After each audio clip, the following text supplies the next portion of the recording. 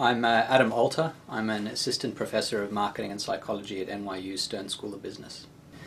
I spent the last 8 years asking myself a number of different questions, and I'm just going to focus on a couple of them now. From the beginning of psychology, psychologists have been interested in two aspects of thinking.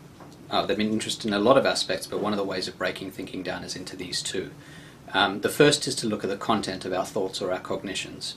So what is the stuff that we're thinking about? And that goes all the way back to the 1800s with the introspectionists. They were interested in looking at what people were actually thinking about when they were introspecting. And that's carried through right through psychology from the 1800s to today. Another aspect that's only been studied much more recently, which has formed the basis for a lot of my research now, is to look at not what people are thinking, but how that experience is for them. What is it like to think about these things? That topic is known as metacognition, and it's basically the idea that when we have any thoughts, not only do we have those thoughts, but there's an overlaid experience of how it feels to have those thoughts. Is it easy to generate those thoughts? Is it difficult to process them? Do we feel like we understand what we're thinking about well? Do we think we understand it poorly? And I'll give you a couple of examples of this. So the basic idea here is that when you have a thought, any thought, it falls along a continuum from fluent to disfluent. A fluent thought is one that feels subjectively easy to have. So when you speak English and you come across a common English name like John or Tom or Ted, it's very, very easy to process that name. There's no difficulty in reading the name and in making sense of the name. At the other end of the spectrum, you might come across a foreign name or a novel name that you've never seen before, or perhaps a name that you've seen before but spelled very differently. In that case, it's going to be much more difficult to process the name, and then it'll be disfluent or subjectively difficult to process. It'll feel more difficult to process. So there's not only the content, what the name happens to be and what it's like to store that information, but also what it's like to have the thoughts of processing the name, of making sense of the name. So this is a topic that I've been very interested in, and I've been interested in the concept of fluency and how that might affect a whole lot of different judgments that we make and the way we process the world. So the most basic effects in fluency research are pretty straightforward, and the idea is that when something is fluent, you feel differently about it from how you would feel if it were more difficult to process. I'll give you a few examples from my own research. The first is to look at how people feel about others. When you meet someone for the first time, if they're a stranger, does the ease with which you can pronounce their name influence how you feel about them? And we've shown, for example, in some studies that if you look at lawyers who join law firms, they tend to ascend up the legal hierarchy much more quickly when their names are easy to pronounce or process. And that's independent of a whole lot of other factors like how foreign the name is. So even if you look at white American male names, you find that the ones that are easier to pronounce, there tends to be a relationship where they tend to progress up the hierarchy more quickly. So there are a lot of reasons why that might be. The basic idea is that people feel more positive about stuff that's easy to process. When you meet someone whose name you can pronounce easily, you feel a little bit more positive about that person. So there's a halo. Another interpretation that's possible is that when you are trying to decide among a couple of different people who you'll work with on a team, you just generally prefer the person whose name is easy to pronounce. That ends up being a tiebreaker for you. So that's one effect. We've also looked at the effect of this fluency phenomenon on stocks in the stock market. And we've shown, for example, that when a stock first comes out on the market, people don't really know what to make of that stock. But if you look at the performance of the stock over the first day or week after it's come out on the market, you can predict its performance pretty well by looking at how easy it is to pronounce its name. And again, that's controlling for all sorts of other factors like which industry the stock's from, the size of the company. It seems that there's a halo that stocks acquire when the company name is easy to pronounce. We have also shown the same effect when you look at the ticker codes of the stock. So stocks get assigned a 3 or 4 letter or sometimes 1 or 2 letter ticker code. And according to the rules of English, some of those just happen to be pronounceable, and some of them happen not to be pronounceable. And if you look at the codes that are pronounceable, like BRI would be bri. It's not an English word, but it's pronounceable. Whereas BRK would be unpronounceable according to the rules of English grammar. And the stocks that are pronounceable tend to do better when they first enter the market. We've shown that effect in a whole lot of other different domains as well. We've looked at morality. If you present the same information in a format that's difficult to read, either because the font that you've chosen is complex, or because you put the font against a background that isn't very highly contrastive against that font, you find that people think that that moral transgression they're reading is worse. by struggling to read the transgression, they basically assume that the transgression is worse. Somehow that ends up affecting or colouring how they feel about the transgression.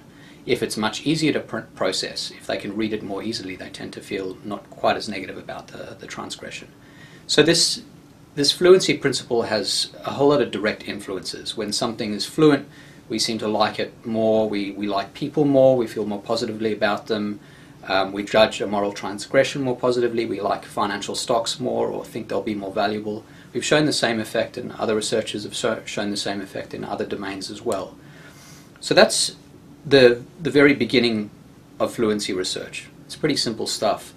But we delved a little bit deeper, and what we've been interested in for maybe the last 4 or 5 years is looking at whether you're not just changing the direct relationship between what it feels like to process something and then the judgments you form, but also whether that experience of processing it either fluently or disfluently, with ease or with difficulty, ends up changing the cognitive operations that you perform on the target. So what I mean by that is, when something is difficult, that should act as a metacognitive alarm or a signal that you don't understand it as well as you perhaps should. And so we've given people a number of different tasks. There's a famous task called the cognitive reflection test. And this test has 3 different questions. And each of the questions lures you into giving the wrong response because the intuitive response is actually incorrect.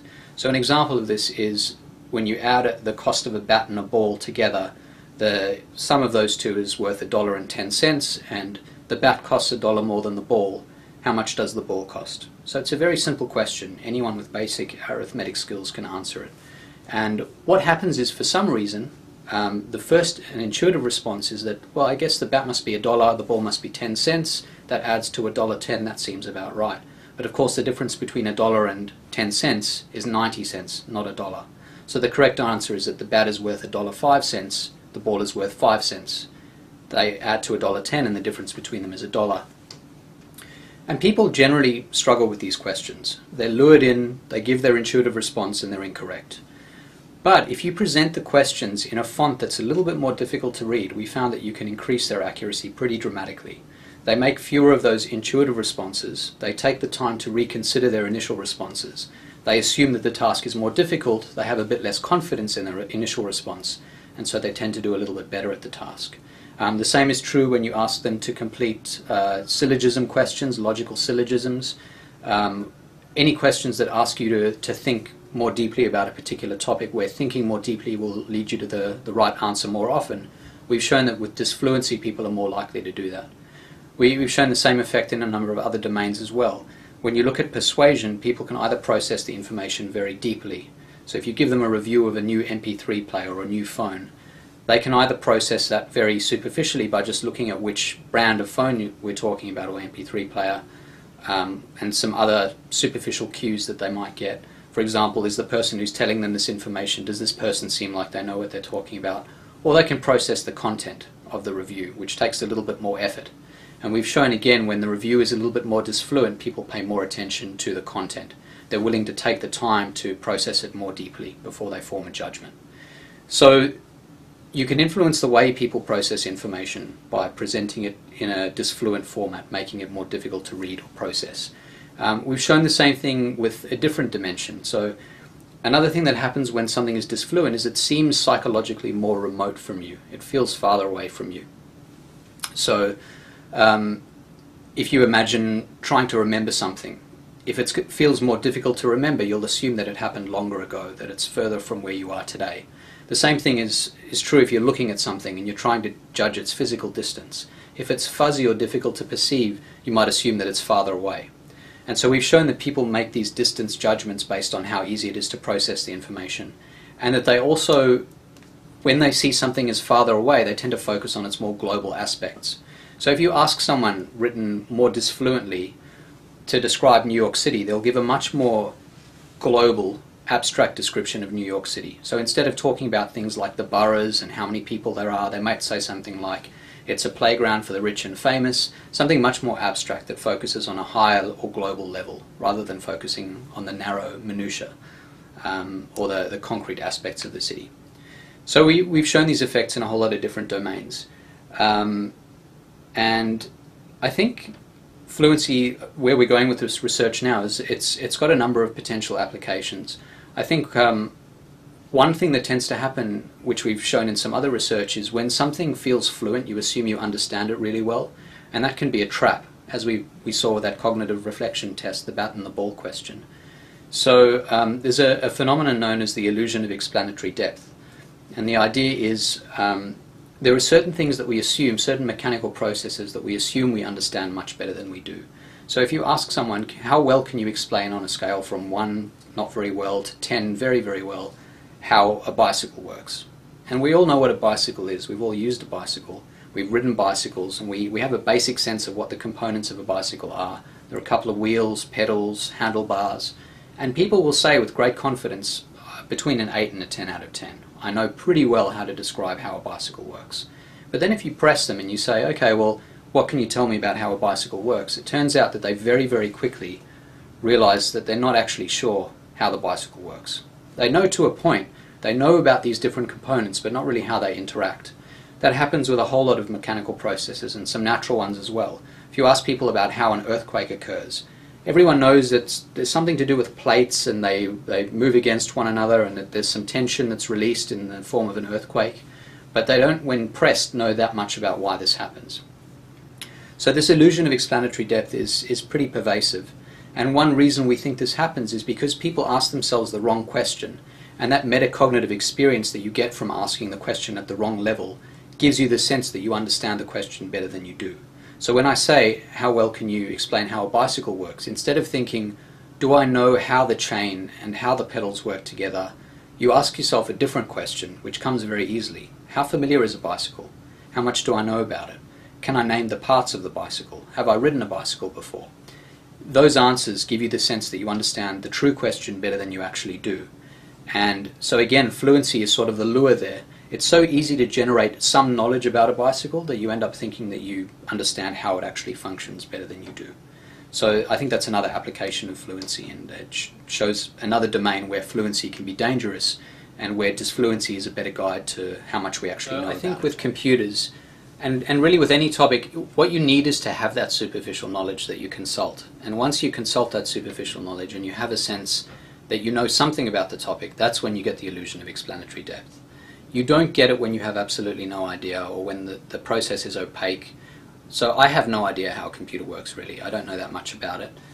Therefore, I'm unlikely to say, yes, I understand it, because I don't have any real superficial knowledge that I can hang my hat on. Whereas when I'm asked about a bicycle or how a toilet flush works or how a sewing machine works, I know enough about those processes. There's enough concrete stuff there for me to latch onto to feel that sense that I understand how it works. I'm unlikely to feel the same thing about a process that's either opaque or technical. And we also think that there might be a case there where you might get an illusion of explanatory shallowness, which is the reverse. So it's also possible that because that it seems like a domain that's obscure, that is maybe too technical for you to know anything about, you'll have the sense that you know absolutely nothing about it. That's kind of what happened with me when you asked me about a computer. I think I probably know more than I think I do. But it seems arcane and it seems like something that's a bit remote from what I'm used to talking about. So there may then be an illusion of explanatory shallowness where once you press me, I actually know more than I thought I knew. So that's possible with cases like computers or digital processes and things that aren't so concrete. I think you might get that reverse effect. It's something that we've looked at in the lab or looked for in the lab and we haven't been able to find, but I think you may have just hit on one case where that might happen. Staying on the illusion of explanatory depth, one of the applications there is actually in politics. So when you ask people how well they understand what distinguishes two candidates, this particularly happens when you're dealing at the primary level before the main election. You'll find that people say, I understand the difference between the candidates pretty well.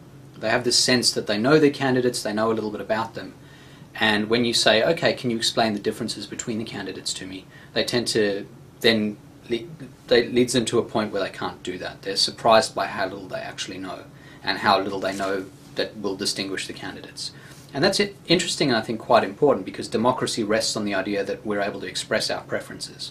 If your preferences that you're expressing aren't well grounded and they don't actually represent what you truly want, then the whole thing kind of breaks down. I think that's true with a lot of political decision making. people get into the point where they are absolutely sure about one candidate, that the candidate represents exactly what they want and what they hope for.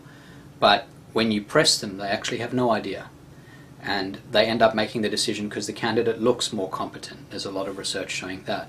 Or the candidate looks more intelligent or is just more likable. But those features don't predict policy decisions necessarily. And so they end up making decisions based on the wrong sorts of information. I think socially this stuff is very important as well. I think when you feel disfluency, it makes you feel a distance from the target. We've shown this effect with the lawyers, that lawyers are just judged more harshly. We've shown the effect with politicians as well. If you say to someone, here are two politicians, how would you judge these two? You often find that the difference, that you get more votes for having the simpler name. So I think this might explain to a large extent prejudice and stereotyping. I think a lot of what you find there is grounded in disfluency, that there's a form of social disfluency. When you feel that something is foreign or different or unfamiliar, when it's harder to process or make sense of that person or that target, you end up feeling more negative about them. And I think that predicts quite a few social dilemmas. And some of the prejudice could be grounded in the sense of disfluency because it leads to a lower evaluation. So I think that's true. I also think disfluency is critical to communication. So one very interesting phenomenon that you find is when people send emails to one another, there's an assumption that sarcasm carries through, and that if you're being sarcastic, that other people will understand what you're saying. But of course, when you receive an email, all of the cues that the person imagines are being transferred aren't being transferred. It's a much more narrow band of information than people think they're transferring. So sarcasm ends up working very well in person, but much more poorly across email or over text messages or electronically or otherwise. It doesn't work quite as well as it does in person. Another way of showing this effect is when you ask people to clap happy birthday. If you clap the rhythm of happy birthday and then ask people to do that in front of someone who doesn't know that that's what they're clapping, you say to them, how likely do you think it is that this person knows that what you're clapping is happy birthday? People, as they're clapping happy birthday, in their heads they're humming it to themselves. And so they imagine the other person has a lot of that information, that it's totally obvious. And it turns out not to be. Very few people, when they hear you clapping happy birthday, think happy birthday. They think of all sorts of other songs, they rattle through trying to come up with as many options as possible. Some of them get the right answer, but it's a lot more difficult for the receiver to make sense of that information. I think a lot of that is about the discrepancy in fluency for you and for the other person. So as I'm clapping happy birthday, it's really, really fluent for me that that's happy birthday. It feels easy to simulate happy birthday in my head. I can hear it happening. And I transfer that over and assume that that's going to be the case for the other person. Whereas for that person, it's actually a very difficult task. There's a lot of disfluency there. They have to rack their minds trying to go through all the alternative songs that it could be. So I think a lot of miscommunication is predicted by this stuff. And a fourth domain is, one of the big problems now is that people disclose information too readily. They do this especially on the internet. We're not very well designed to assess how trustworthy sources are over the internet because a lot of the cues that humans have learned to use over the years to judge trustworthiness are completely absent when we're talking about online interactions. So I might see the VeriSign logo which suggests that I should share my credit card, but I also don't really know where else that information is going. And so we're very willing to share this sort of information on the internet. And I think disfluency is one cue that might slow us down. And disfluency in a number of experiments has been shown to lead to a greater perception of risk. There are some terrific experiments showing, for example, that if you ask people about how risky a ride is at an amusement park, if the ride has a very simple name and it's easy to pronounce, people assume that it's not a very dangerous ride, it's not very risky. If you give them a ride that's much more disfluent, that's got a very complex name, they then think that the ride is much more dangerous. They do the same thing with additives for food. They assume that the more complicated and convoluted the additive and the harder it is to pronounce the additive's name, the more dangerous the additive will probably be. Now we've shown the same thing looking at how much people are willing to disclose on the internet. And what we did was we found a website called grouphug.us, which is one of the first confessions websites on the web. It basically solicits anonymous confessions. The site's been around, it's now defunct, but until last year it had been around for about a dozen years, and they had thousands and thousands of confessions.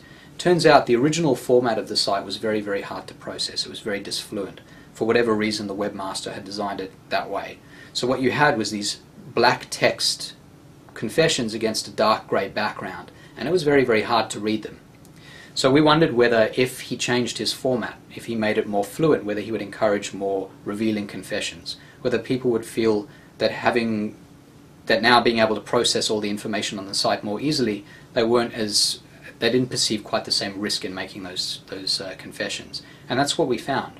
In the middle of 2008, he decided to change the format, and now the background, instead of being this grey shade that was very similar to the black text, he changed the background to white. And all of a sudden it was much easier to read the information on the site. And what we did was we gathered about 500 confessions either side of that change. We found that the confessions after that change were much more revealing. People were, when it was more fluent, willing to disclose much more revealing information. The gravity of the confessions went up. They were much more revealing. Often they revealed crimes and major things that people might not otherwise reveal. A lot of the confessions that people were revealing when the site was disfluent were peccadillos. They were minor issues. They were revealing really minor, trivial things. And so we have some evidence that disfluency might mitigate some of those issues with oversharing on the internet, which is, I think, one of the major social problems that we're facing today, among many others. I think that's right. I think there are a lot of reasons why people prefer things that are fluent.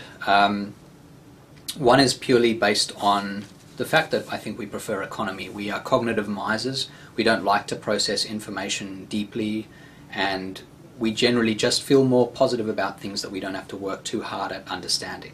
That's just a general principle.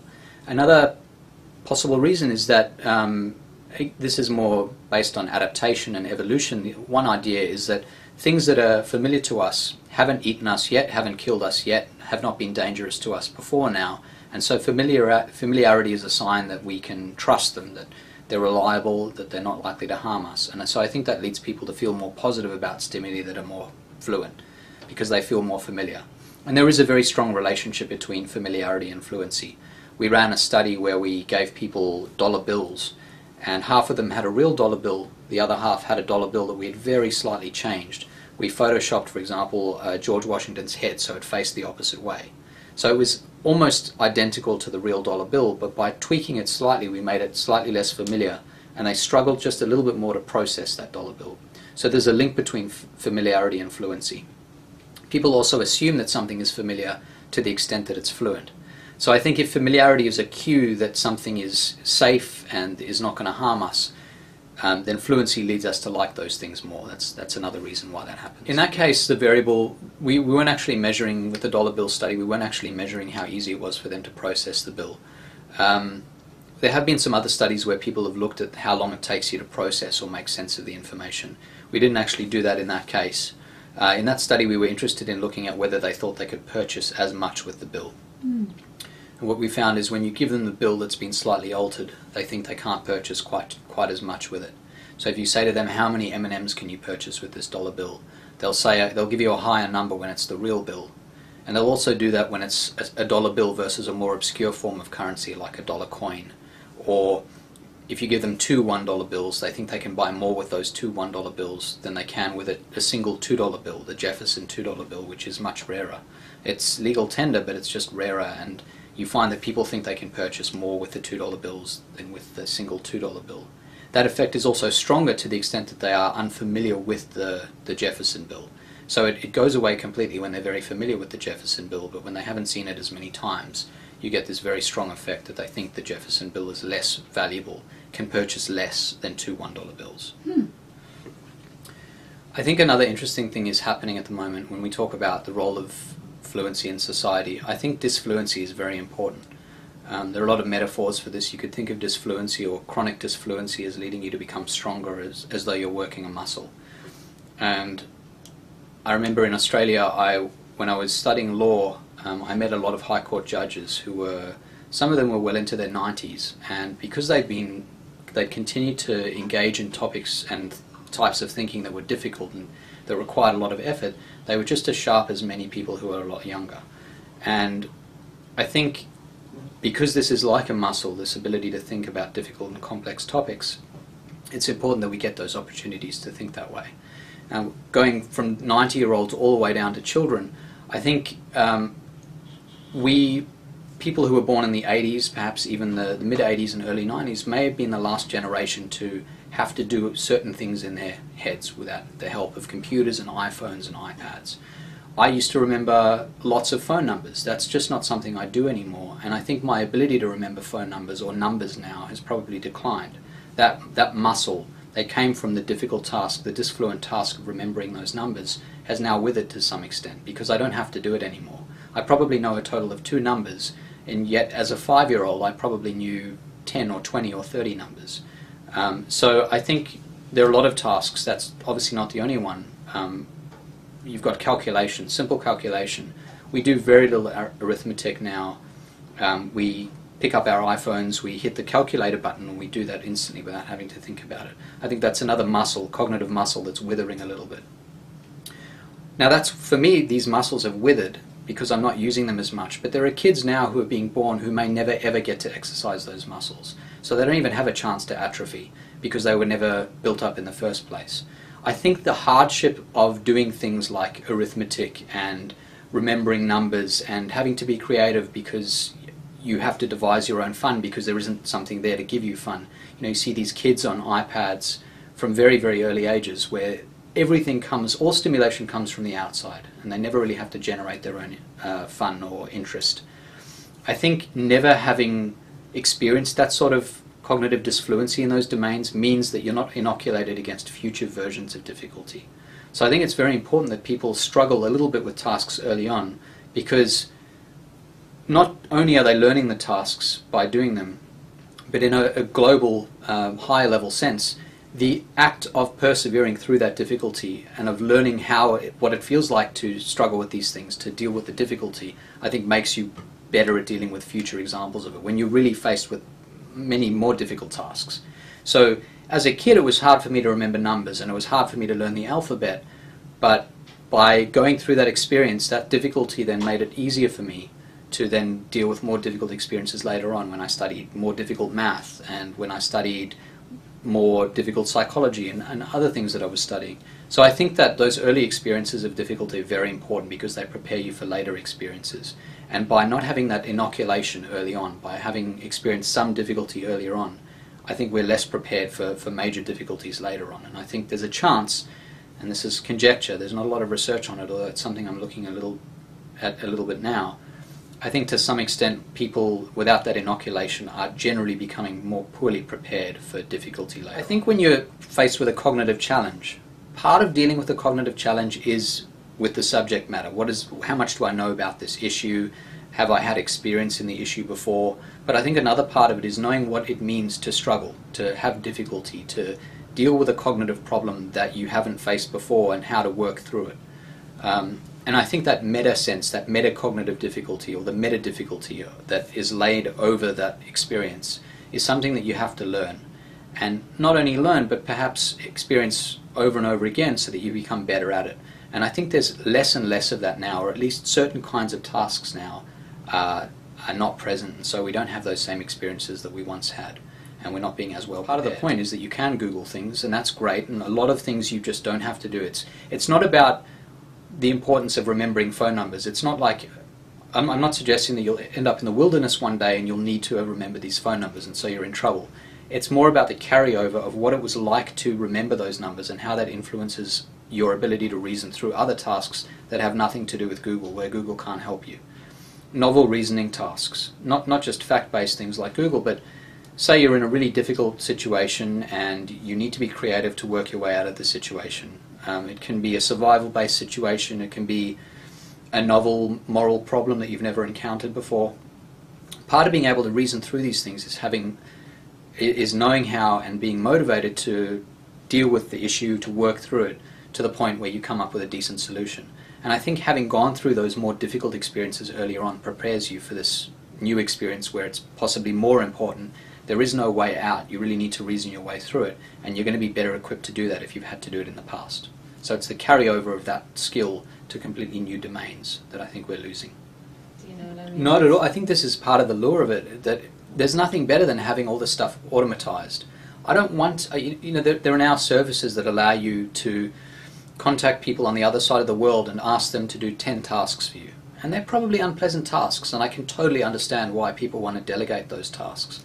And I understand why there's no deep benefit in adding up 3 and 5 and 7 and 4. It doesn't actually do anything for me in the long run, and I can understand why people think that this stuff is better delegated, either to a calculator or to some other person. Probably in some ways makes their lives better, but at the same time I think it's undermining their ability to do other things that aren't directly related but end up tapping into the same maybe perseverance-based skill, or just there's probably a general skill involved in dealing with novel problems, and you probably get better at that over time. So the less you have those opportunities, I think the less you'll be prepared to tackle new ones. Yeah, part of it's about discipline. I think discipline's a part of it, and I don't think it's a trivial part of it. I think that's where part of the muscle analogy comes in there, that discipline is what strengthens you. You need to be disciplined, and you learn to become disciplined over time. I do think, though, that there's also something more content-based about it. So you've got to know, or not content, but process-based. You've got to know, how do I tackle this? What is the scaffold that I use to tackle a completely new mental problem? And that comes from having tackled other problems in the past. So not only do you get better at the individual things that you're working on, I get better at arithmetic by doing more problems, or I get better at computer programming by trying to program new things that I've never had to program before. That's all true, but I think if you come up against a completely novel task, you can be better at even those first few steps if in the past you've had to learn how to computer program and how to add up different numbers. I think that early process, that very beginning part where you're learning how to even tackle the problem, is very important, and that carries over across all sorts of different situations. So there is that process-based part, and then there's also discipline, which I think is not trivial, but it's a separate issue as well. Another thing I've been looking at is how people become energized to act in a particular way, either to do something good for themselves like losing weight or starting an exercise program, or even buying something. What makes them want to buy something? And I think the first step in all of that is always going to be imagination, and thinking about what the consequences of doing that action will be. So you either imagine losing weight and how nice that'll be, or you imagine being more fit and how nice that'll be, or you imagine being healthier, or you imagine how happy you'll be when you buy something, whether or not that's true. And we've shown that disfluency leads you to think more deeply, as I mentioned earlier, that it forms this cognitive roadblock, and then you think more deeply and you work through the information more comprehensively. But the other thing it does is it allows you to depart more from reality, from the reality you're at now. So if I'm thinking about whether I want to start a new exercise program and I want to know what it's going to be like to feel more fit, that's a departure from the current reality. We've shown some evidence that when people experience disfluency, when you give the prompt in a font, and you say to them, think about what it would be like to be fit and to have done a lot of exercise. If you give that prompt in a font that's very difficult to read, in a disfluent font, people tend to think longer about the task, they think more deeply about it, they depart more from reality, and then later on they actually say that they're going to be more willing to do this sort of exercise, and so they become more committed. We've started to get some data from a program as well to see whether phrasing the whole experience disfluently will lead them to be more committed, to think more deeply and more fully about what it'll be like to reach their goal. And so I think that's another social implication, that disfluency, by leading you to think more deeply and by enriching your fantasies about what it'll be like to accomplish what it is you're trying to accomplish, might encourage you to make these steps more energetically and to be better prepared for them.